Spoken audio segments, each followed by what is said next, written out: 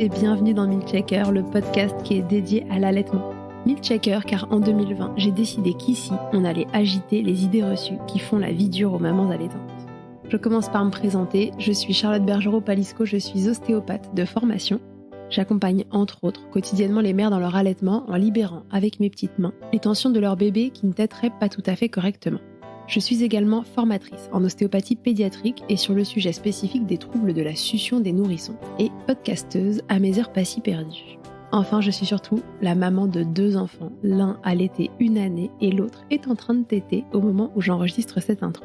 Ici, tu écouteras des témoignages autour de l'allaitement, des vécus tous différents mais essentiels à recueillir pour apprendre de l'expérience des autres, pour se repérer, s'identifier parfois, déculpabiliser aussi mais surtout assurer la transmission nécessaire pour normaliser et même banaliser ce qui devrait l'être, nourrir son bébé, bambin, si on le souhaite, comme on le souhaite, et le temps que la dyade, comme on l'appelle, mère-enfant, le désire.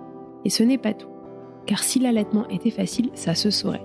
Le manque de transmission d'informations n'épargnant personne, il me semblait essentiel que ce podcast s'adresse aussi aux professionnels entourant les mères durant cette période. C'est l'intérêt des épisodes experts que vous pourrez écouter régulièrement, que vous soyez parents ou soignants, pour vous orienter face aux difficultés rencontrées. On y traite toutes sortes de problématiques liées de près ou de loin à l'allaitement et plus encore. Un seul objectif ici, informer le plus largement possible. Et pour cela, j'ai besoin de vous. Dès qu'un épisode vous a plu, aidez-moi en le faisant voyager pour qu'il arrive dans chaque oreille qui peut en bénéficier. Via le bouche à oreille, sur les réseaux, ou encore en laissant des étoiles et commentaires sur votre plateforme d'écoute, vous n'imaginez pas à quel point c'est précieux, alors merci d'avance si vous prenez 1 minute pour faire vivre ce projet. Et maintenant, place à l'épisode. Ne me demandez pas pourquoi plus de 100 épisodes plus tard, il me vient l'idée de vous faire un épisode expert sur les démarrages de l'allaitement. Je ne le sais pas. En vérité, ce sujet il a été abordé à maintes reprises et il se retrouve dans la plupart des épisodes de Milkshaker, mais j'ai eu envie de vous faire une synthèse. J'ai donc demandé à Céline Bourganeuf, consultante en lactation IBCLC, que vous avez probablement déjà entendu si vous écoutez Milkshaker depuis un moment, de participer. J'aime sa façon d'aborder les choses et on a beau être chacune à un bout de la France, on commence à bien se connaître et je sais qu'elle sera une bonne personne pour mener cet épisode important. En parallèle, vous pouvez écouter l'épisode avec Suzanne Colson, le numéro 93, qui selon moi est une base incroyable pour comprendre comment démarrer sereinement son allaitement et comprendre les mécanismes en jeu. Vous avez aussi l'épisode 4 avec Émilie Chevalier, qui est un incontournable pour bousculer les idées reçues qu'on entend partout et qui peuvent mettre à mal votre allaitement. Alors puisqu'il n'est jamais trop tard pour venir ou revenir à l'essentiel, je vous souhaite une belle écoute avec Céline. Salut Céline, bienvenue dans Milkshaker. Bonjour Charlotte, ravie d'échanger avec toi. Céline, est-ce que pour les rares personnes qui ne te connaîtraient pas déjà, puisque ce n'est pas ta première intervention dans Milkshaker, mais est-ce que tu pourrais te représenter ? Je vais me représenter sans souci brièvement. Je suis puéricultrice, consultante en lactation. J'ai travaillé 10 ans en réanimation néonatale. J'ai ouvert un centre de périnatalité qui s'appelle le centre Mumcare à Nice, mais je suis aussi présidente de l'AFCL, l'Association française des consultantes en lactation, secrétaire générale de la COFAM, la coordination française de l'allaitement maternel, et nouvellement présente aussi et présidente de l'association Mumwood, le forum européen de l'allaitement maternel ouvert au grand public et aux professionnels de santé. Ok Céline, merci beaucoup. Donc, moi ce que j'avais envie qu'on discute aujourd'hui et que tu nous racontes pour les mamans qui nous écoutent tout particulièrement, c'est comment ça se passe les démarrages d'allaitement. Parce que c'est un sujet que j'ai pas traité en tant que tel dans Milkshaker, qu'il y a plein d'informations qui sont disséminées un peu partout dans les épisodes, mais je voulais qu'on redéfinisse tout ça et qu'on rassemble toutes ces informations dans un épisode quand les mamans vont se demander ok, comment ça se passe un démarrage d'allaitement, qu'est-ce que je peux faire? Et la première question, Céline, que j'ai envie de te poser, c'est et si j'ai pas envie d'allaiter, qu'est-ce que je fais? Parce que la montée de lait n'est pas réservée qu'aux mamans qui allaitent. Heureusement ou malheureusement, j'en sais rien, c'est pas tellement à moi de le dire, mais en tout cas, au moment où on accouche, il y a des choses qui se mettent en place et qui font qu'on peut avoir une montée de lait. Si moi, j'ai pas envie d'allaiter, comment je dois m'y prendre? Ta question est très juste parce que pour le démarrage de l'allaitement maternel, en fait, la question se pose déjà bien en avant et bien en amont, c'est-à-dire que lorsqu'on est enceinte, la question vient au moment des préparations à l'accouchement, préparations à la naissance avec les sages-femmes et parfois des consultations avec des consultantes à lactation, simplement pour se poser la question déjà de savoir si on souhaite allaiter ou si on ne souhaite pas allaiter. Si on souhaite allaiter, la nature et la physiologie est bien faite, et si on ne souhaite pas allaiter, On va devoir aussi expliquer aux mamans comment la physiologie fonctionne pour ne pas mettre en place ce mécanisme de la lactation qui soit est physiologique, mais qui est aussi lié à deux hormones, l'ocytocine, mais là dans ce cas précis, ça sera la prolactine, qui est l'hormone de production du lait que l'on va limiter pour justement éviter les engorgements et une mise en place de la montée de lait dans les 3 jours qui suivent la naissance. Souvent dans les maternités, alors j'ai l'impression moins quand même ces derniers temps, voire, plus du tout dans certaines, il y avait un traitement qui était prescrit aux mamans qui n'avaient pas envie d'allaiter pour, couper la montée de lait, on disait. Qu'est-ce qu'il en est, il marche comment ce traitement? Le médicament, on va le citer, il s'appelle hein, le Parlodel, donc c'est un médicament qui coupait le lait, c'est comme ça qu'on pouvait l'appeler, c'est-à-dire qui diminuait la production de lait, qui est interdit maintenant, en tout cas en France, dans son utilisation pour un arrêt de l'allaitement maternel.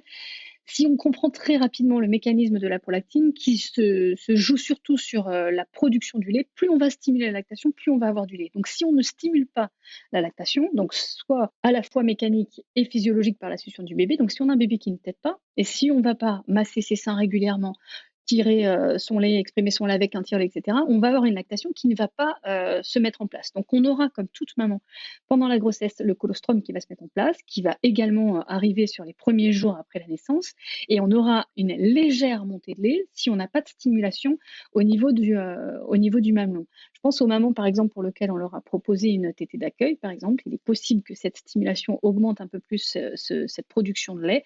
On va, dans ces cas-là, faire des traitements locaux et pas par des traitements médicamenteux pour limiter l'inconfort, voire la douleur qui peut être engendrée par une montée de lait dite physiologique, mais qui peut être embêtante pour les mamans qui ne souhaitent pas allaiter. On va pour ça utiliser le froid. Le froid est un anti-inflammatoire, donc qui va permettre déjà de limiter l'œdème au niveau local. Et comme on le sait sur Milkshaker, les feuilles de chou aussi sont des remèdes naturels et physiologiques pour pouvoir limiter l'engorgement et l'inflammation. Et on va faire cette fameuse douche un petit peu plus fraîche pour pouvoir justement toujours calmer l'inflammation. Le chaud va plutôt stimuler, donc on va faire attention à tout ce qui peut être chaud, échauffement, pression, compression. On pouvait être amené à dire de bander les seins. En fait, c'est une grosse erreur puisque dans la compression, on va créer un phénomène inflammatoire qui va stimuler la glande mammaire. Donc, on va plutôt laisser le sein à l'air. Quand je dis laisser le sein à l'air, c'est-à-dire dans une brassière très souple, très large, un t-shirt large et pas quelque chose de très très comprimé, en tout cas les premiers jours, pour pouvoir laisser le sein dans sa forme physiologique, j'ai envie de dire, et pas comprimé pour éviter l'œdème, la compression et potentiellement la stimulation. On sait pour les mamans qui ont déjà allaité et qui en sont à leur deuxième ou troisième enfant que le fait, par exemple, de porter un bébé, d'avoir une compression sur le système de portage sur le sein peut engendrer une inflammation, un engorgement et bloquer un système de lactation et des canaux sur une zone qui est en pleine préparation. Les 3 premiers jours de la lactation, on sera sur la même dynamique.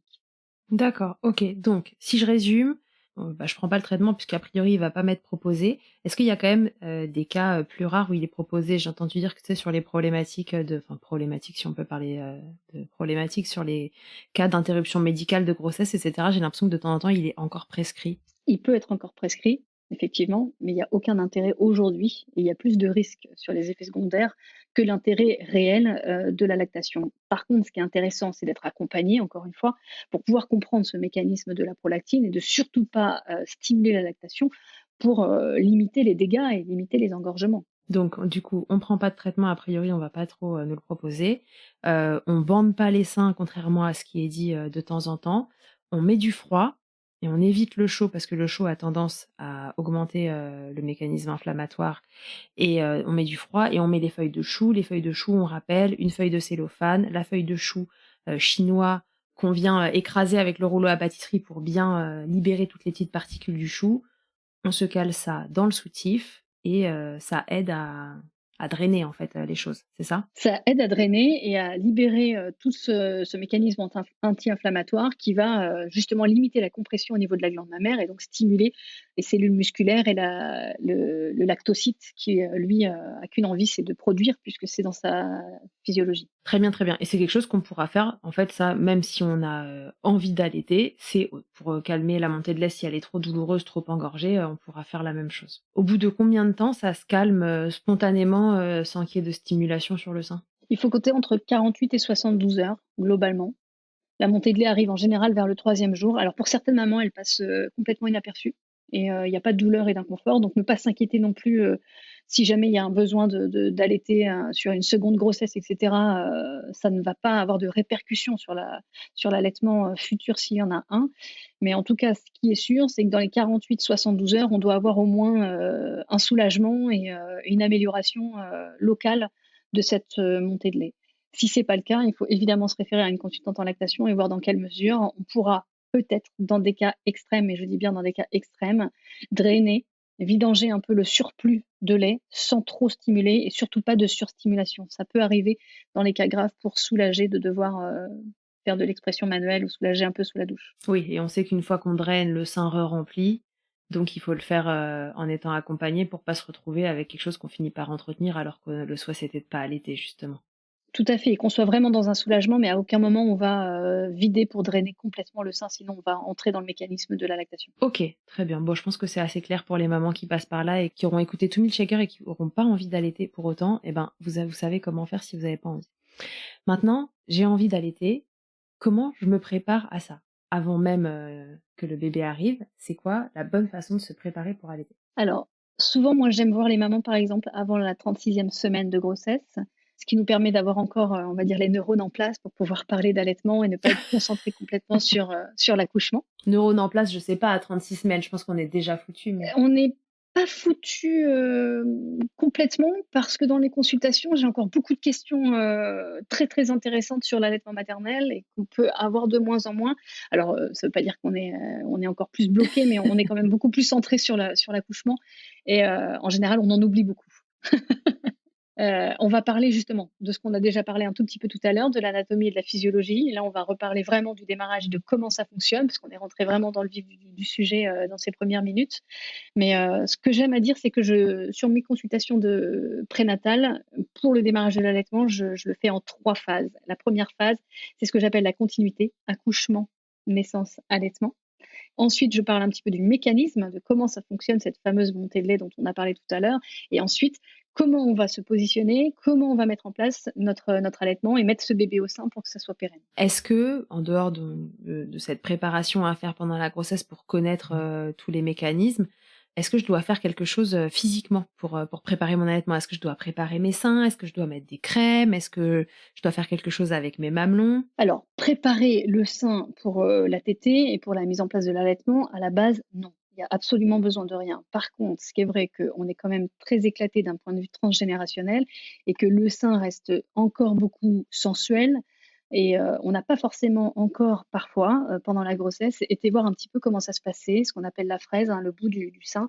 Des fois, a grossi, l'aréole s'est foncée, etc. Donc, j'invite toutes les mamans à venir observer, masser et voir un petit peu ce sein qui a évolué pendant la grossesse et qui se prépare physiologiquement pour mettre en place la lactation. Donc, déjà, de voir un petit peu la lourdeur du sein, de voir un petit peu le mamelon, l'étirement du mamelon, la coloration de l'aréole. Est-ce que j'ai une petite aréole? Est-ce que j'ai une grande aréole qui pourra aussi nous aider après si on a besoin transitoirement d'un bout de sein ou de coquillage d'allaitement, etc. En fait, cartographier notre glande mammaire de l'extérieur pour pouvoir s'apprivoiser avec son nouveau corps et ces nouveaux seins qui vont devenir lactants, pour moi, c'est une priorité. Concernant les crèmes, je vais dire, depuis la nuit des temps, on ne met pas forcément de crème. Par contre, ce qui est sûr, c'est que bien hydrater la peau pour éviter les vergetures, éviter les craquements, parce qu'on dit aussi que l'allaitement donne des vergetures. En fait, c'est aussi et souvent pendant cette période de grossesse où le sein va évoluer, va grossir, qu'on peut déjà avoir une grande partie des vergetures. Donc, mettre de la crème pour hydrater la peau, moi, je dis oui. Ok, d'accord. Oui, et en profiter, en effet, pour masser, prendre contact avec ce sein et la façon dont il fonctionne. Ok, très bien. Alors du coup, raconte-nous, comment ça démarre cet allaitement? Qu'est-ce qui se passe dans notre corps et comment ça va se mettre en place? Alors, on a parlé déjà un petit peu tout à l'heure des 2 hormones, mais j'aime à commencer par les 2 hormones qui vont réguler et souvent, et ça fait rire les mamans, c'est-à-dire qu'on va démarrer par faire un bébé et ça, c'est grâce à l'ocytocine. C'est-à-dire que pour faire un bébé, il faut quand même un environnement propice pour pouvoir justement que cette petite graine vienne jusqu'à l'ovule et fasse cette magie que nous avons toutes la possibilité de faire le plus possible dans notre vie de femme, de construire des bébés. Et donc ça, c'est l'ocytocine qui va permettre aussi cette fusion-là. L'ocytocine, ça va être le fil rouge de notre allaitement et de cette continuité entre la maman qui va tomber enceinte, future maman qui va tomber enceinte, et ensuite on va partir sur l'accouchement. Pour accoucher, il nous faut de l'ocytocine, c'est l'hormone des contractions de la naissance, donc c'est elle qui va expulser l'enfant hors du corps de sa mère, et c'est encore une fois dans la continuité de l'ocytocine qui est l'hormone qui expulse le lait. Donc à partir de là, on a bien compris que si on est heureux quand on fait le bébé, si on a un environnement favorisant, l'accouchement va bien se passer, et également si on a un environnement favorisant pour la mise en place de l'allaitement, on va avoir déjà, j'ai envie de dire, 80% de l'allaitement qui va bien se passer, qui va bien se dérouler. Ouais, parce que l'ocytocine, c'est quelqu'un qui se cache quand il y a du stress, enfin, qui aime pas trop se montrer. Exactement. L'ocytocine, c'est l'hormone du bonheur, c'est l'hormone du plaisir, c'est celle qui va nous faire libérer justement ce qu'on appelle cette complexion hormonale, qui est très bien décrite par Suzanne Colson, et qui va faire qu'on va mettre en place au niveau local aussi tout ce qu'il faut pour libérer le lait. Ça veut dire que même si on produit du lait, il suffit d'un traumatisme, j'ai le cas, si on peut prendre des expériences, mais d'une maman sur un traumatisme sévère, elle a eu un appel d'un accident de sa maman, elle était à 3 semaines d'allaitement, et le lendemain elle m'a appelé, elle n'avait plus du tout de lait. Alors, ça ne veut pas dire qu'elle ne produisait plus de lait, puisque c'est un allaitement qui était déjà mis en place, mais par contre, l'ocytocine a bloqué complètement d'un point de vue hormonal la libération et l'éjection du lait, avec un engorgement qui s'est créé derrière, etc. Donc, ça veut dire que dans notre allaitement, ce qui est important, c'est pas que la production, mais c'est aussi la façon dont on va sentir un accouchement qui s'est pas bien déroulé, de la douleur, du stress, des professionnels de santé qui peuvent parfois nous mettre de la pression, peuvent être aussi des difficultés qui peuvent avoir un impact sur l'allaitement maternel. Donc ça, c'est l'ocytocine. Donc un environnement plus que favorable, du love et du love pour que l'ocytocine se montre sous son plus beau jour. Tout à fait. Et ça va passer, on verra après, mais ça passe aussi par le confort maternel, la façon dont on va être installé pour allaiter. Pour finir sur ces 2 hormones qui sont indispensables, la prolactine, qui elle est l'hormone de la production, qui est très peu présente pendant la grossesse, qui commence à pointer un petit peu le bout de son nez sur la fin de grossesse, et qui va faire pour certaines mamans qu'il y a déjà un petit peu de colostrum qui perle, et qui, dès l'accouchement, va faire un rebond énorme, et qui va se mettre à être produite de manière on multiplie quasiment par deux dès la naissance le taux de prolactine, et on se retrouve justement avec le colostrum qui va arriver physiologiquement au niveau de nos seins, et ce dès la naissance. Donc dès la naissance, ça veut dire qu'on a tout intérêt à mettre notre bébé très rapidement au sein pour 2 raisons. Stimuler cette fameuse prolactine, parce que autant il faut du love pour l'ocytocine, autant pour la prolactine, pardon, il faut de la stimulation. Elle va être là, elle fait le job, mais il faut chaque fois taper à la porte pour lui demander si elle a toujours besoin d'être servie ou pas, et en quelle quantité. Ce qu'on ne va pas oublier aussi en parallèle, c'est que notre bébé, quand il est dans le ventre de sa maman, il est nourri en continu. Nourri en continu, ça veut dire qu'il est nourri par son cordon ombilical, comme une perfusion, donc un goutte à goutte. Ça veut dire que notre bébé qui mange en goutte à goutte va se retrouver, quand on coupe le cordon, livré à lui-même, et il n'a pas le restaurant chinois à côté pour pouvoir manger. Je dis ça parce que j'ai envie de chinois en ce moment. Ah bon? Très bien. Voilà. Mais ça veut dire quoi? Ça veut dire que notre bébé est habitué à manger en continu des petites quantités. Donc dès la naissance, on lui coupe sa nourriture en continu, et donc on va très rapidement pouvoir lui montrer qu'il existe autre chose, même s'il le sait déjà, mais où ça se trouve au niveau du sein, et lui donner les premières gouttes de colostrum. Le colostrum est très bien fait puisqu'il est en toute petite quantité, entre 3 et 5-7 millilitres de colostrum maximum par tétée, un colostrum qui se digère très très rapidement, et qui va nécessiter à l'enfant de venir très très souvent à la source pour reproduire quand même une alimentation quasiment continue comme il a vécu depuis 9 mois, et aussi commencer à habituer petit à petit cet estomac qui est tout petit, on le sait, et en tout cas on le dit dans ce podcast, et c'est important, que c'est l'équivalent d'une petite noyau de cerise sur cette premier jour et ces premières heures de naissance, donc on ne va pas pouvoir mettre des grosses quantités. Donc petite quantité, très régulièrement, pour reproduire ce fameux cordon ombilical. Donc ça veut dire déjà, pour les mamans qui souhaitent allaiter, qu'on va devoir avoir un bébé qui soit en proximité assez souvent pour pouvoir laisser l'enfant la possibilité d'aller téter très régulièrement. Et pour ça, je vous réfère aussi à l'épisode 93 qu'on a enregistré avec Suzanne Colson, qui revient sur ces mécanismes-là. C'est quand même un bel épisode sur les démarrages d'allaitement. On y a développé le concept, on va dire, autour du biological nurturing, mais en fait, Suzanne Colson parle de cette première phase des démarrages d'allaitement, donc ça vous fait un épisode complémentaire en plus de celui-ci, épisode 93. Donc bébé au sein, petite quantité, très régulière, et le fait de téter régulièrement va stimuler cette fameuse prolactine au moins les 3 premiers jours pour arriver à la montée de lait, la montée laiteuse. Qu'est-ce qui se passe? Ça veut dire qu'au niveau, du sein, il y a des récepteurs qui vont à la fois capter la salive et les besoins du bébé et en même temps produire en fonction de ses besoins. Petit bébé, gros bébé, beaucoup de sucre, pas beaucoup de sucre, il va y avoir cette capacité de pouvoir s'adapter aux besoins du bébé. Le colostrum, on va dire que sur la première journée, c'est entre 5 et 7 millilitres. La deuxième journée, on va dire que c'est entre 7 et 15 et la troisième journée, le troisième jour, on va dire qu'on est à peu près entre 15 et 30 jusqu'à ce qu'il y ait cette fameuse montée de lait qu'on va appeler et qu'on va décrypter un petit peu aussi, qu'on appelle la nuit de la Java. Mais sur ces 3 jours-là, on est sur un colostrum. Le colostrum est suffisant. Je pense que ça, on ne le dira jamais assez. C'est le meilleur aliment au monde pour le petit être humain que nous avons mis au monde. Il est nourrissant, il est anti-infectieux, il est hydratant, donc on n'a pas besoin de lui donner de l'eau non plus. Et surtout, il va avoir d'un point de vue immunitaire cette première capacité de pouvoir le vacciner contre toutes les bactéries pour lesquelles il n'avait pas encore compris qu'on pouvait vivre dans un milieu un petit peu plus délicat que la petite bulle dans laquelle il était et le liquide amniotique. Je mets mon bébé au sein et dans un bon environnement. Un bon environnement, c'est un environnement qui est, alors pas forcément calme, mais en tout cas, serein, pour, maman et pour bébé, où maman et bébé sont pas stressés et qu'on s'occupe d'eux, quoi. Oui, alors même au-delà de ça, ça va être ce que Suzanne appelle la bonne adresse. C'est-à-dire que l'enfant, on va même expliquer qu'idéalement, il faut qu'il soit graisse de la joue sur la graisse du sein. Plus l'enfant va être à proximité du sein, en peau à peau ou pas en peau à peau, mais en tout cas, le visage sur le corps de sa mère et sur le sein de sa mère, c'est ce qui va aussi le rassurer, le sécuriser d'un point de vue émotionnel et aussi lui éviter de perdre en poids et en calories à le chercher et à se réchauffer parce qu'il est tout contre sa maman. Gras contre gras. Gras de la joue Gras contre gras. contre gras, du sein. Très bien, très bien. Comment on s'installe? Comment on s'installe? Il n'y a pas d'installation magique et miracle. Ça va dépendre, premièrement, de la maman, du type d'accouchement et de la façon dont elle va se sentir, elle, confortable. Confortable, si on peut reprendre encore les travaux de Suzanne Colson, ça va être un dos qui va être en 100% appui, la tête, les épaules, également les bras. C'est-à-dire qu'on va être plutôt incliné vers l'arrière plutôt que droite comme on peut voir sur certains tableaux ou même dans des positions qui sont encore expliquées dans beaucoup de magazines ou dans beaucoup de revues.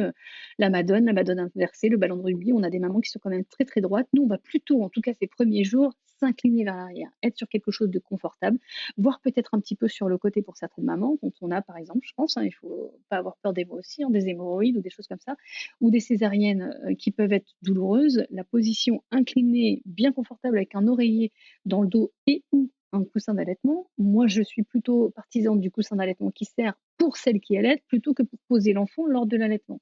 Donc ça veut dire que le coussin d'allaitement, on va plutôt le mettre derrière son dos et il va nous servir vraiment de coussin et de confort pour notre dos.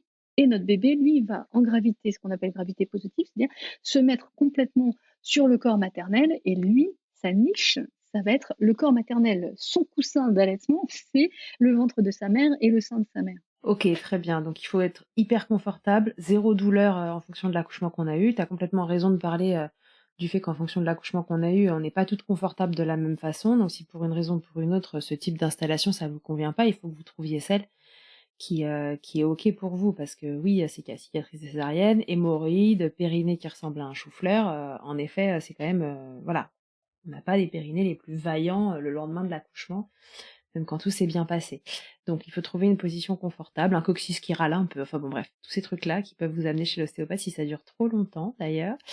Trouvez l'installation qui vous convient, mais idéalement bébé au-dessus de vous, plutôt incliné et dos, bras et tête reposés. Je voulais rajouter quelque chose parce qu'on parle du confort de la mère et on va parler aussi du confort du bébé. Comment on sait si l'enfant est confortable aussi quand il tète? C'est juste rappeler qu'on est des mammifères et qu'on est, avant d'être bipède, on est quadrupède et qu'on passera donc par le quatre pattes et que nos enfants, quand ils naissent, ils sont quadrupèdes.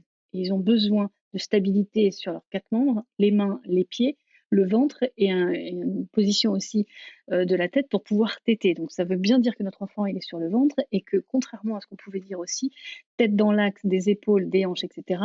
Pour moi, c'est pas possible. C'est-à-dire que, et là Charlotte, tu vas pouvoir aussi donner tout ton point de vue d'ostéopathe dessus, ça va dépendre encore une fois de la naissance et de la position de l'enfant dans lequel il était, de sa position fétale. Un enfant qui était en flexion va avoir tendance à téter au démarrage en flexion ou à l'inverse, s'il est en extension, on va téter en extension. Donc ça va être aussi à nous de laisser l'enfant trouver sa propre position pour pouvoir se sentir confortable. Alors, ça ne veut pas dire que si tête en crabe, avec la tête sur le côté, ça soit favorable, mais ce qui est sûr, c'est que si lui est confortable, il va moins pincer pardon, et moins faire de crevasses. Ça veut dire aussi qu'il y a urgence à aller consulter un ostéopathe pour voir dans quelle mesure on va pouvoir rétablir cette position dite de confort, mais qui n'est pas forcément physiologique pour l'enfant à terme, mais en tout cas à respecter sa physiologie dans laquelle il est né, peu importe, ventouse, forceps, etc. Un enfant qui va s'installer seul, va trouver sa position, qui ne sera certainement pas et rarement la plus droite possible au démarrage, mais en tout cas la plus confortable, limiter les crevasses et nous donner aussi un regard différent sur la façon dont il a à se mouvoir et est-ce qu'on a besoin de l'aider et d'aller voir un ostéo dans ces cas-là. Ouais, tout à fait. Les bébés arrivent avec, des systèmes de tension, plus ou moins importants. Il y a des bébés qui vont très bien en arrivant et puis d'autres, en effet, qui, pendant la grossesse, ont pris, des positions plus ou moins loufoques, on va dire. Et au-delà de la flexion, de l'extension, mais ils peuvent aussi se retrouver avec une préférence rotatoire d'un côté, de l'autre, au niveau des cervicales, qui peuvent aussi, très vite installer des tétés qui se passent mieux d'un côté ou mieux de l'autre. Il faut trouver une façon de faire, en effet, pour que à la fois vous, vous soyez à l'aise, mais que votre bébé soit le plus à l'aise possible, en attendant qu'il soit libéré de ses tensions, parce que ce sera quand même un indispensable dans sa croissance, mais l'installer dans les premiers temps pour qu'il vous fasse le moins mal possible dans une position qui lui est confortable, même si elle paraît pas très droite et que c'est encore une fois loufoque. Mais c'est ça qui permettra que ça se lance, le plus facilement possible parce que, pas douloureux pas douloureux souvent égale quand même à meilleure prise. Donc meilleure prise, meilleur drainage et tout le monde est content. Et c'est là qu'on va très très vite comprendre aussi qu'on ne va pas pouvoir faire forcément comme le veut aussi parfois certains livres, hein, de faire 10 minutes sur chaque sein et de faire toutes les 4 heures, puisque on a bien compris que toutes les 4 heures ne pouvaient pas être la normalité, vu qu'on c'est un bébé qui mange en continu dans la vie fétale. Et 10 minutes sur chaque sein, s'il y a un sein qui commence déjà à être un peu inconfortable, voire douloureux, on ne va pas le faire téter 10 minutes sur les deux seins. On peut déjà démarrer, par exemple, de la compression mammaire sur un sein sur lequel c'est plus difficile pour que le bébé s'accroche, plutôt que d'arriver avec une crevage qui saigne et de se dire, ah, j'ai fait 10 minutes sur chaque sein, mais alors le gauche, c'est un chou-fleur dès le premier soir. Bah, s'il est à l'aise et vous êtes plus à l'aise sur le sein droit, on peut se laisser aussi un peu plus de temps, en heures ou en jours, pour pouvoir arriver à ce que le deuxième sein soit plus facile et qu'on arrive à trouver une autre position, une autre forme de mise au sein pour que ce soit confortable pour les deux. OK, très bien. Tu as parlé de compression mammaire, est-ce que tu arriveras à nous décrire, comment ça se fait? Alors la compression mammaire, l'objectif c'est que d'un point de vue manuel, on va essayer d'extraire ce premier lait qu'on appelle le colostrum. On va prendre notre main en C, c'est-à-dire qu'on va mettre en opposition le pouce et le reste des doigts pour pouvoir prendre en C, donc pouce en haut du sein et le reste des doigts sous le sein.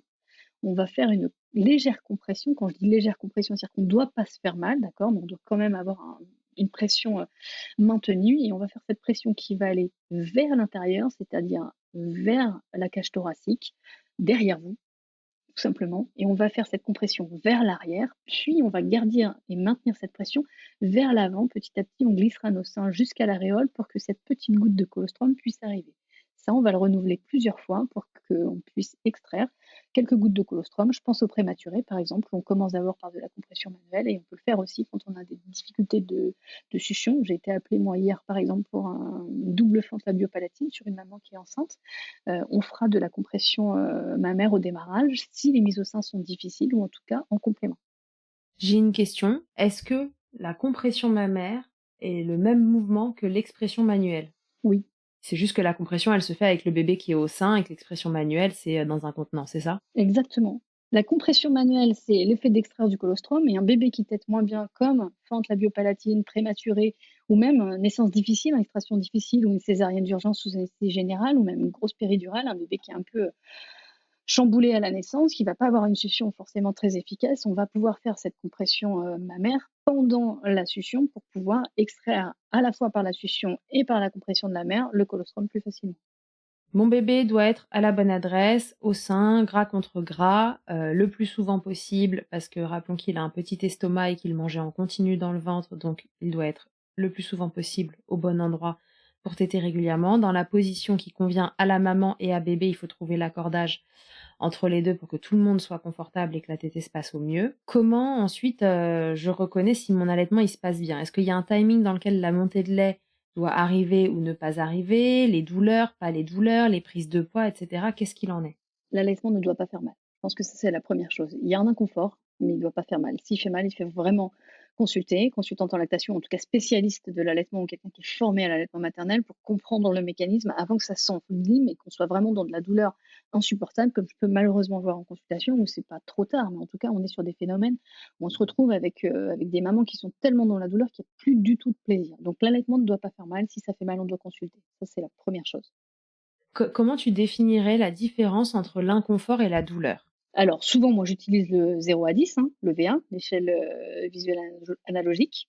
Donc souvent, c'est ce que je leur dis. Donc pour moi, entre 3 et 5, c'est limite, mais au-dessus de 5, c'est pas normal. Donc ça peut déjà nous en tant que et vous en tant que maman, de vous dire si je dois me noter entre 0 et 10, je suis à combien? Donc en dessous de 5, ça veut dire que faut rester vigilant et au-dessus de 5, il faut consulter quoi qu'il en soit. L'inconfort, c'est quelque chose pour lequel on peut continuer à vivre, continuer à réfléchir, continuer à faire d'autres tâches. La douleur, c'est permanent, c'est lancinant, ça fait mal, on pense qu'à ça et ça prend la tête. Ouais, si on serre les dents en même temps qu'on allaite, c'est pas OK. L'inconfort est censé partir. Au bout de combien de temps c'est acceptable qu'il s'en aille? Alors l'inconfort, comme on peut dire la montée de lait qui est un engorgement physiologique, hein, comme on l'avait dit aussi sur notre épisode sur les mastites, en général 24-48 heures. Allez, grand max 72 heures, mais avec une évolution positive. Au moment de la montée de lait, tu veux dire? Enfin, à partir du moment de la montée de lait ou 24-48 heures à partir du moment de la naissance? Non, au moment de la montée de lait. Ouais, donc la montée de lait arrive et je me donne, le temps de la montée de lait finalement, le temps qu'elle se «résorbe» entre guillemets, enfin qu'elle s'apaise pour que ça fasse plus mal. Parce que rappelons que la montée de lait, comme c'est un moment où le sein vient se tendre, qu'il y a cet engorgement physiologique, si vous aviez un inconfort, c'est rare que ce soit beaucoup mieux au moment de la montée de lait. Bon, ça arrive, il y a des bébés qui arrivent avec un petit blocage au niveau de la mâchoire, qui s'en libèrent tout seuls et qui vont plus faire mal très rapidement. Mais s'il y a un inconfort, c'est pas la montée de lait en général qui l'arrange. Mais une fois la montée de lait passée, on doit plus avoir ni d'inconfort ni douleur. Exactement. Sensation, particulière d'un bébé qui tète, les picotements, l'ocytocine, cette hormone qui éjecte le lait peut parfois, créer de l'inconfort au début des tétées, c'est possible. Parfois aussi à la fin des tétées, puisque c'est à ce moment-là aussi où elle va se remettre en place et la prolactine va reprendre le job derrière pour pouvoir produire le lait sur la vidange et le drainage qui a été fait en amont. Tout ça, c'est ce qu'on va appeler de l'inconfort, des choses sur lesquelles on n'a pas l'habitude. Nous, en tant que femmes, on peut se dire, on va sentir quand on a un peu nos règles, on a un peu mal au ventre, etc. Ça ne nous empêche pas de travailler, mais quand même, c'est pas des journées super sympas. Bah, c'est exactement la même chose pour la montée de lait et ce qui va se reproduire aussi sur le pic de croissance après, 3 semaines, 6 semaines, 3 mois, 6 mois, etc., etc. Bon, très bien, c'est très clair pour inconfort, douleur, donc ça ne doit pas vous empêcher de faire quoi que ce soit d'autre. Vous ne devez pas serrer les dents. Si c'est le cas, vous consultez. Et le VA, rappelons que c'est 0, tout va bien, 10, je me jette par la fenêtre, hein. Donc à 10, on est déjà très très loin. C'est ça qu'il faut expliquer aux mamans au moment où on leur demande de se noter sur l'échelle de la douleur. Donc, je ne dois pas avoir mal. Qu'est-ce que je dois d'autre avoir ou de ne pas avoir pour dire que mon allaitement se passe bien? Parce que ne pas avoir mal, ce n'est pas suffisant pour dire que ça se passe bien. On peut tout à fait ne pas avoir mal et un bébé qui grossit pas. On va mettre les pieds dans le plat, on va mettre le caillou dans la mare. Comment on sait si l'allaitement se passe bien? La première chose, c'est est-ce qu'il fait pipi? Est-ce qu'il fait caca? Est-ce que mon enfant a l'équivalent d'à peu près 6 couches mouillées par jour? Et est-ce qu'on a des selles et des selles évolutifs pour pour les premiers jours? C'est-à-dire qu'on va avoir les premières selles qui s'appellent le méconium, qui est cette fameuse digestion du liquide amniotique, qui est vert foncé, très très collant pour celles qui le connaissent très bien et pour lequel on va avoir pendant une petite journée des selles méconiales qui vont petit à petit commencer à devenir un peu plus jaunes pour arriver à des selles classiques qui sont jaunes, granuleuses, jaune orangé, granuleuses, potentiellement un peu liquide, en tout cas pour les mamans qui sont à leur premier allaitement ou qui n'avaient pas allaité sur leur premier, c'est des selles qui sont quand même plus liquides qu'un lait artificiel. Mais l'évolution des selles, c'est celle-ci. Et alors là, ça peut varier des enfants à l'autre, mais dans l'observation, c'est est-ce qu'on a des selles régulières? Donc régulière, c'est ce qu'il y en a une tous les jours. Est-ce qu'il a l'habitude de faire des selles à chaque tétée? Est-ce qu'il a au moins fait une selle dans la journée? Et être dans cette observation-là. La meilleure observation de l'allaitement, c'est celle-ci. S'il y a des urines et des selles, ça veut dire qu'il y a des déchets. S'il y a des déchets, ça veut dire qu'il a suffisamment eu en nourriture et qu'il y en a même un peu trop. Donc ça, c'est la première chose. Si on a cette bonne évolution-là et qu'à côté de ça, on a un bébé qui prend pas de poids, par exemple, ça veut dire aussi qu'on peut se laisser un petit peu de temps pour essayer de comprendre pourquoi il y a pas de prise de poids. Ça peut être tout simplement un bébé, par exemple, qui est né après une péridurale, donc où on va avoir injecté beaucoup de liquide à la maman et on va se retrouver avec un œdème physiologique à la naissance, avec un poids qui n'est pas réellement son poids de naissance, donc il y a une plus grosse perte de poids sur le premier ou le deuxième jour, donc qui peut parfois dépasser les 7%, mais ça reste physiologique sur un accouchement plus difficile. Et on peut aussi avoir des démarrages plus difficiles. Une maman qui est moins à l'aise, une maman qui est stressée, de la douleur qui s'installe dès le départ. Donc, on ne va pas avoir cette fameuse hormone de l'amour, l'ocytocine, qui va être là pour éjecter suffisamment de colostrum et on peut avoir un démarrage un peu plus long. Quand je dis un peu plus long, en général, comme je vous ai dit, la montée laiteuse, c'est à peu près vers le troisième jour, mais ça peut arriver qu'on soit sur un fin de quatrième jour, et c'est pas grave si on a cette surveillance pipi-caca qui fonctionne et qui évolue, peut-être un petit peu moins qu'un rythme normal, mais sous surveillance, et qu'on va pas non plus se tracasser à outre mesure et directement démarrer avec complément de lait artificiel.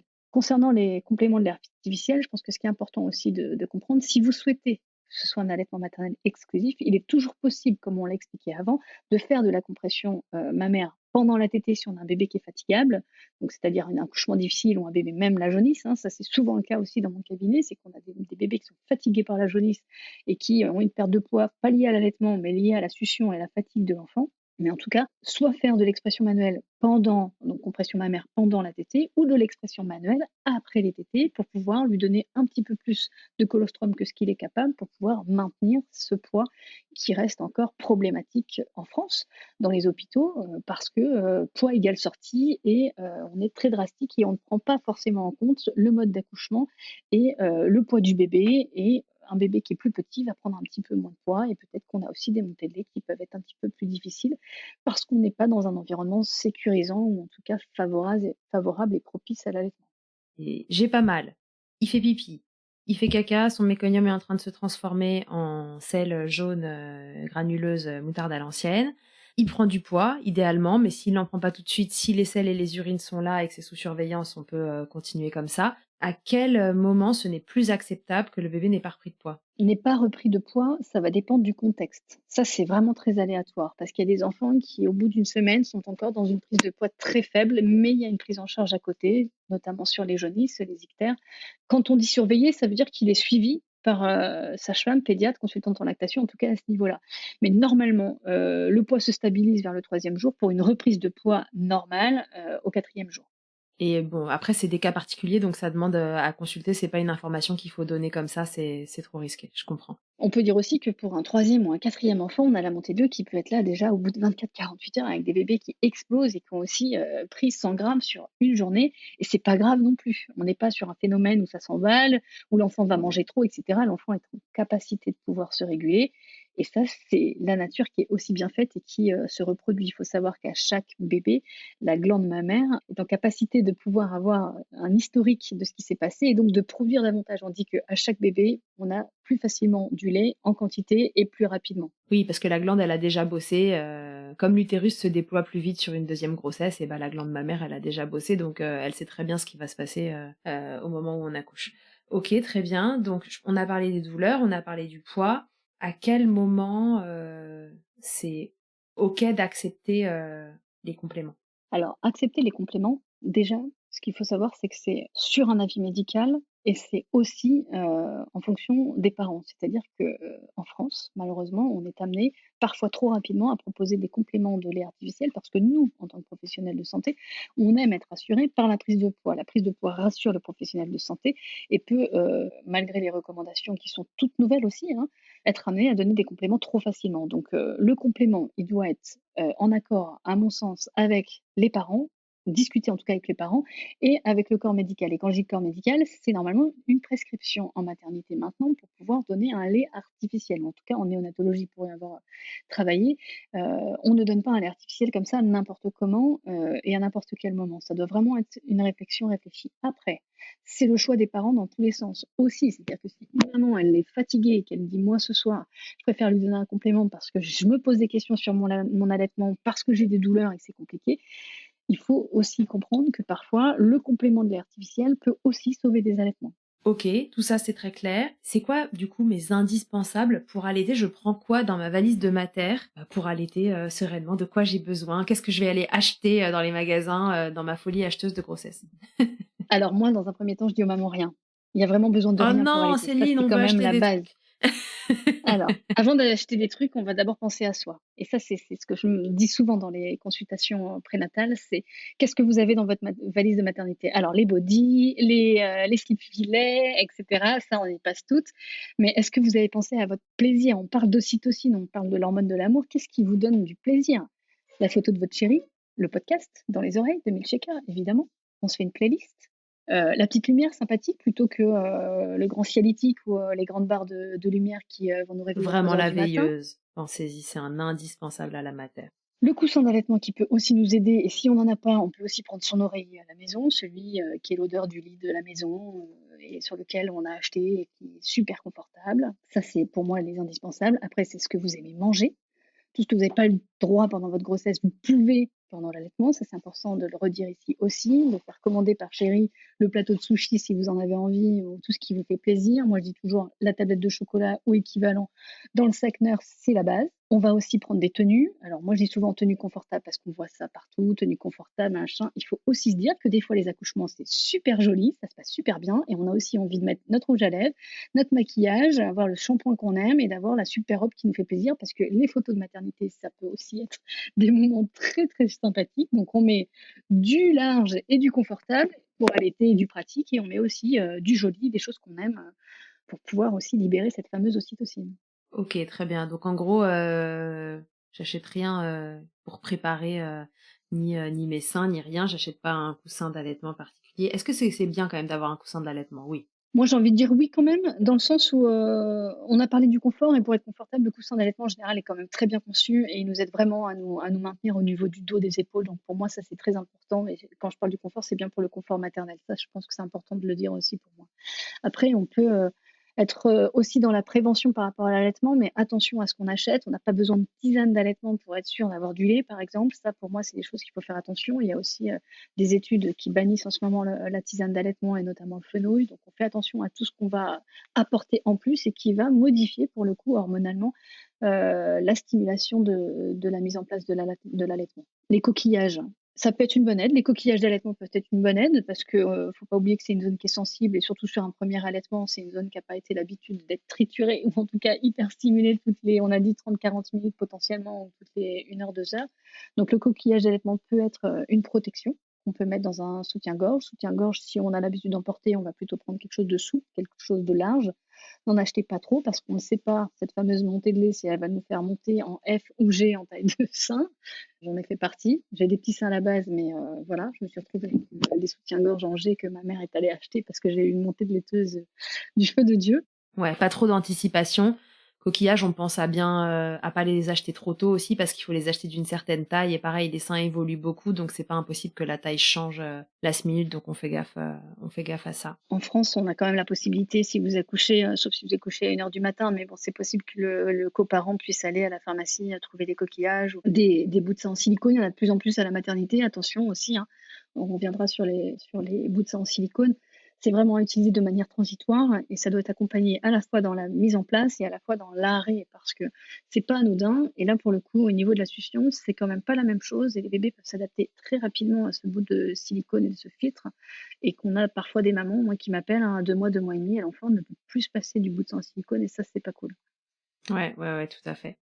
J'en profite pour vous dire qu'il y a un épisode spécifique sur les bouts de seins en silicone dans Milkshaker et je vais retrouver immédiatement l'épisode qui vous explique voilà globalement qu'en effet si jamais ils sont posés pour une raison ou pour une autre, en général c'est pour des histoires de douleur ou de bébés qui n'arrivent pas à s'accrocher, alors pensez à consulter dans la même période parce que il est probable que votre bébé ait une difficulté pour une raison ou pour une autre. Parfois c'est pas compliqué du tout à régler, mais c'est quand même important de consulter dans ce cas-là. Et je suis en train de retrouver le numéro de l'épisode, et c'est le numéro 75, voilà, qui est spécifique au bout de sein à cet accessoire d'allaitement qui est parfois un peu surutilisé et il faut le faire en conscience. Oui, et il y a un article qui vient de sortir aussi sur la COFAM avec le comité scientifique justement sur l'utilisation des bouts de sein en maternité. les brassières, les soutiens-gorge, on fait attention à la taille parce qu'on ne sait pas comment nos seins vont exploser à la montée de lait. Les coquillages, ça peut être une aide aussi dans un premier temps. Et on fait attention à la taille, on les achète pas trop tôt pendant la grossesse, voire même on attend que le bébé arrive pour le faire.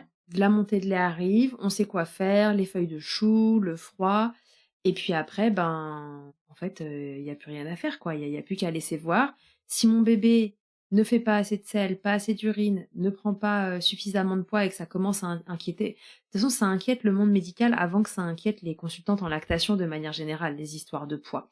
Donc du coup, si vous avez un monde médical qui panique autour de vous à la maternité et qui commence à vous parler de compléments, etc., d'ores et déjà, il faut prendre une aide extérieure d'une consultante en lactation, IBCLC idéalement, quelqu'un qui détient le DU, là je vous en parle à chaque fois d'allaitement maternel, pour pouvoir vous accompagner en parallèle et tempérer le discours parfois alarmiste que vous pouvez avoir en maternité. Voilà, consultez dans le même temps. Vous avez mal, ça pour le coup, ça alerte pas tellement le monde médical, mais ça alerte côté monde allaitant. Donc, vous avez mal, votre bébé ne prend pas assez de poids, il ne s'accroche pas bien, etc. On vous a posé un accessoire d'allaitement, on vous a donné des compléments.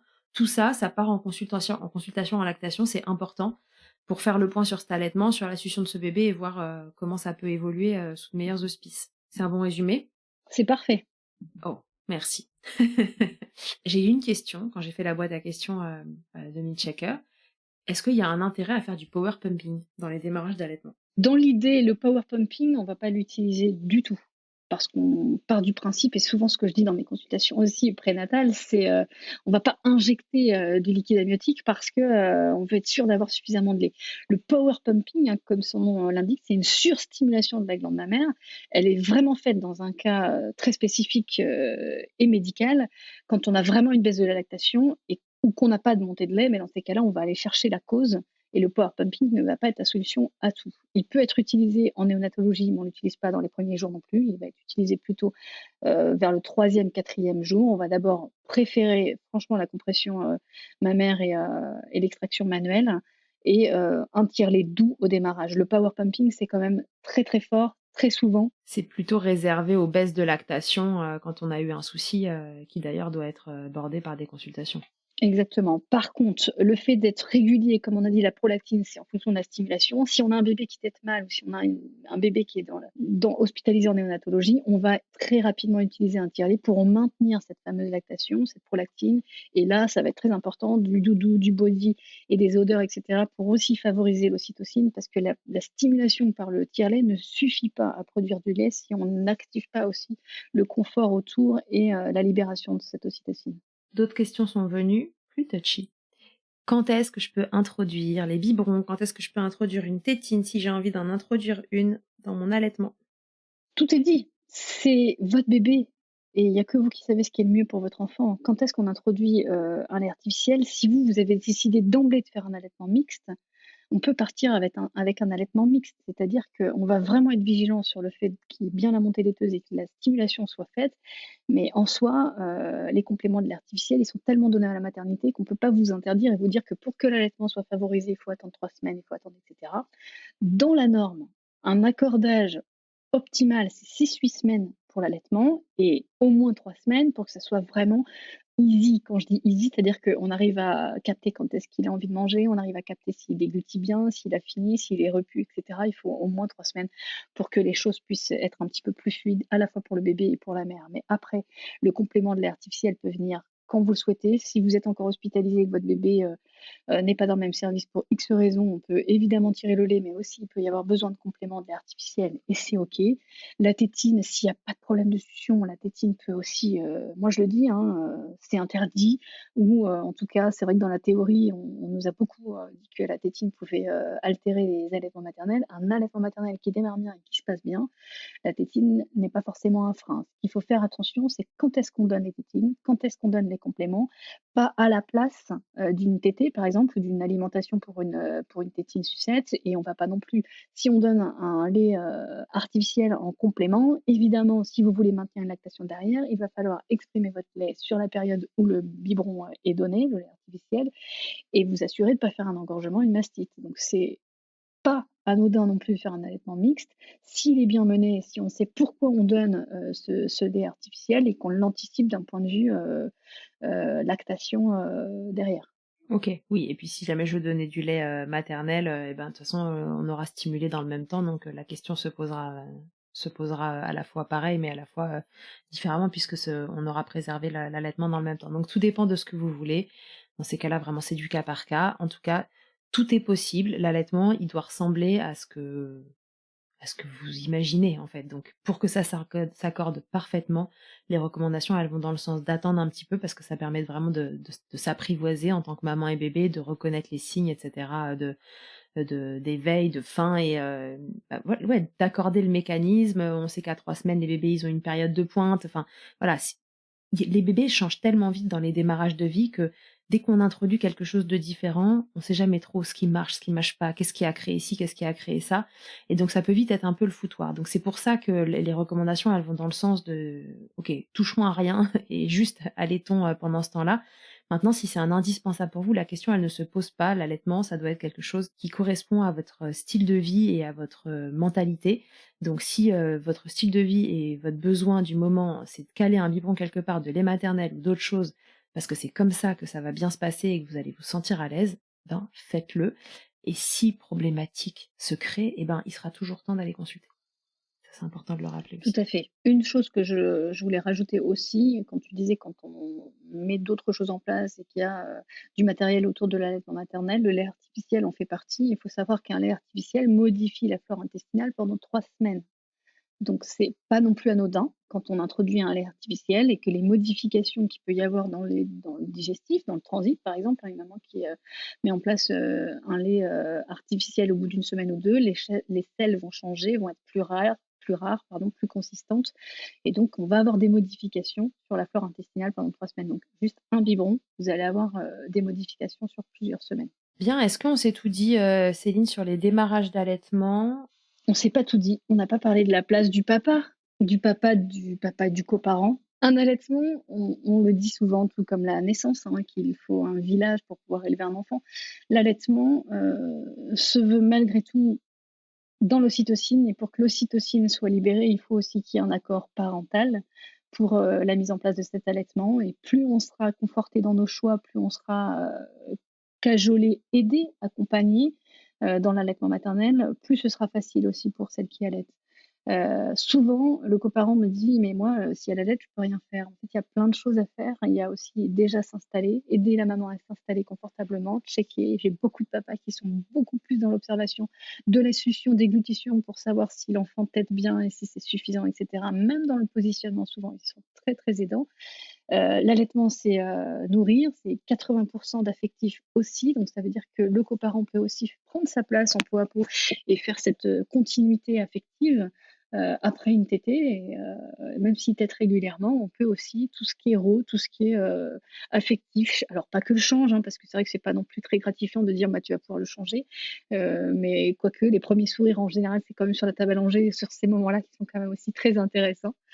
Donc, ne les oublions pas et soyez fiers aussi de pouvoir accompagner, maman qui allait dans cette aventure-là parce que nous, on sait, en tout cas en tant que professionnels, que les allaitements qui sont pérennes et qui sont vraiment bien menés sont aussi et beaucoup liés, à la personne qui accompagne.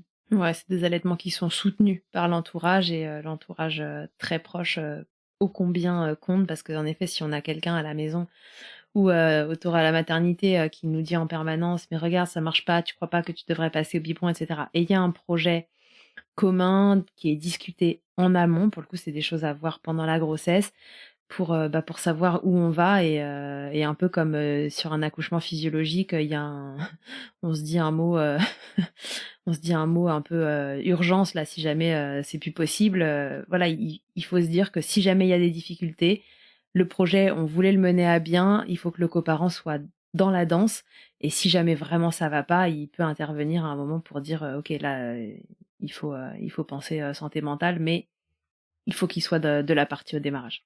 Et félicitons-les parce qu'ils sont de plus en plus présents sur les consultations, surtout sur les consultations prénatales et franchement, ça change tout aussi parce qu'ils savent aussi, auprès du corps médical, parfois, faire respecter les choix, qu'ils ont eus, en amont, avant même l'accouchement. Ouais, et moi je dois dire que maintenant dans les consultations d'ostéopathie, alors de surcroît maintenant ils ont un congé pattes qui est quand même plus important pour les pères, enfin pour les coparents, les pères, ils ont quand même des congés pattes qui sont plus importants depuis 3 ans là, et on les voit beaucoup dans les premières consultations de postpartum, et c'est vrai que c'était pas le cas avant que le congé s'allonge, donc c'est cool. Moi j'aime bien voir tout le monde débarquer au cabinet. C'est très agréable et voilà, félicitations à vous de vous impliquer. Il reste encore du chemin pour beaucoup, mais ça évolue et c'est cool à regarder. On vous aime les coparents. On finira donc là-dessus en parlant des coparents. Merci beaucoup Céline d'avoir répondu à toutes ces questions. Si vous en avez chez vous qui vous restent, écoutez, n'hésitez pas à nous les transférer quelque part, que ce soit sur Instagram @milchecker podcast, que ce soit par mail via les formulaires de contact sur nos sites, etc. Et on se fera un plaisir d'y répondre. Céline, je te dis à très bientôt dans Milchecker et à tous et à toutes la même chose. À bientôt.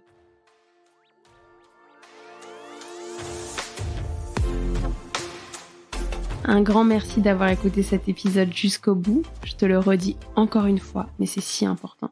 Si tu as aimé cet épisode, n'hésite surtout pas à le partager, à mettre une note ou des étoiles sur les plateformes d'écoute pour m'aider à le faire connaître. Déjà, ça me booste et ça me motive à continuer de créer ces contenus. Et surtout, ça permet à de nouvelles personnes d'être informées correctement sur l'allaitement. Pour échanger ou me faire un retour sur ce que tu as entendu, rendez-vous sur Instagram @milcheckerpodcast et je te répondrai avec plaisir. Pour rechercher un épisode, cette fois, une thématique, c'est sur le site internet milchecker.fr que ça se passe. Tu y trouveras tous les épisodes et un moteur de recherche pour t'orienter en fonction du sujet recherché. Pour me consulter, comme ostéopathe, ça se passe à Suresnes, dans le 92. La prise de rendez-vous, elle se fait sur Doctolib en tapant Charlotte Bergerot-Palisco. On se quitte, comme au premier jour, avec Emma et son titre Blinded, en collaboration avec Nemen. Je vous donne rendez-vous au prochain épisode, et d'ici là, n'oubliez pas, milchecker autant que vous le voudrez, et bousculons ensemble les idées reçues sur l'allaitement maternel.